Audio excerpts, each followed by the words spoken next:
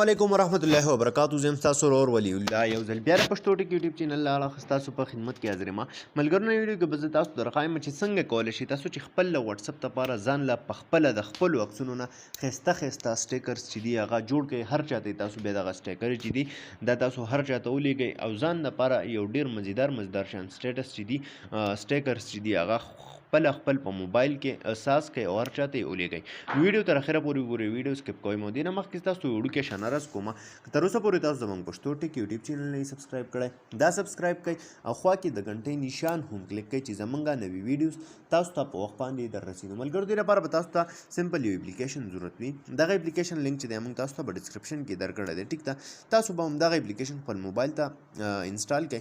ټیک ده، کله چې دا اپلیکیشن تاسو خپل موبایل ته انسټال کړئ دا وګورئ دلته کې اوس دا ما خپل د عکسونو نه کم سټیکرز چې دي دا ما جوړې کړي دي. نو تاسو به یې څنګه جوړوئ؟ دلته کې تاسو له یو آپشن راکړی دی د جمع یو نشان دی. ټیک ده، تاسو به اول څه وکړئ، په دې باندې به دلته کلیک وکړئ.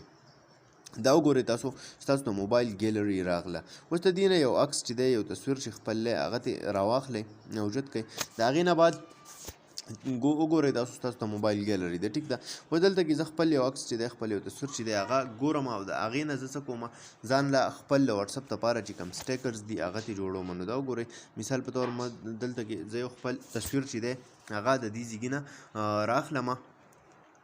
د هغې نه بعد څه کوم په دغه خپل تصویر چې کوم دی د هغې سټیکرز چې دي جوړوم. په دغه طریقه ډېر په اسانه طریقې سره یو ډېر په ښکلي انداز سره تاسو د هغې نه چې کوم دی سټیکرز چې دي هغه جوړولی شئ. مثال په طور دا یو تصویر شو. ټیک ده، نو اوس د دې ځای نه 3 تصویران ماله پکار دي چې زه 3 تصویران راوالم. نو هغې نه بعد چې دی نه به سټیکر جوړېږي. نو دا وګورئ جسټ دا به تاسو نه یو پرمیشن غواړي. دې له به تاسو پرمیشن ورکړئ. نو دا به څه وشي، دا به ستاسو کم سټیکر چې دي دا دلته کې ایډ شو. دا وګورئ تاسو دغه شان دا سټیکر چې دي دا تاسو بیا هر چاته چې دي لیږلی شئ. دلته کې دا وګورئ دا سټیکرز دي. ټیک ده، د دې ځای نه ده تاسو څه کولی شئ خپل واتساپ ته چې دي هغه خپل واتساپ ته ایډ کړئ.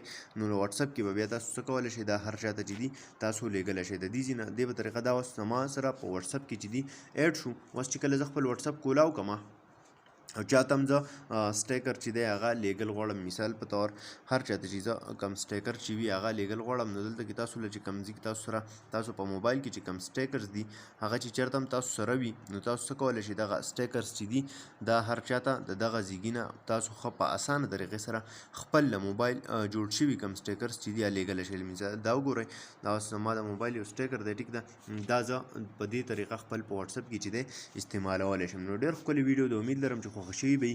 که خوښه شوي وي لایک یې کړئ، چینل سبسکرایبول مه هېروئ، د ملګرو سره یې شیر کړئ. تر بلې ویډیو د خپل ځان ډېر زیات خیال ساتئ. د خدای په امان.